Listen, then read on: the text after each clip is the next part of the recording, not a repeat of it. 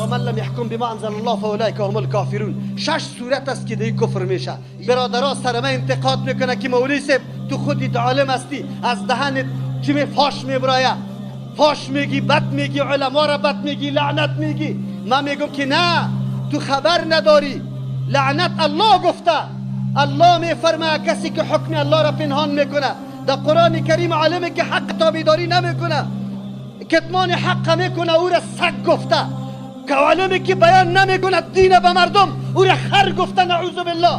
الله میگه ان الذين يكتمون ما انزلنا من البينات والهدى من بعد ما بيناه للناس في الكتاب اولئك يلعنهم الله و يلعنهم اللاعنون. کسی که کتمان میکنه آن چیزی را که الله میگه ما در کتاب بیان کردم برای مردم و این مردم بیان نمیکنه، این مردم کدام طایفه است؟ الله میگه سریزی الله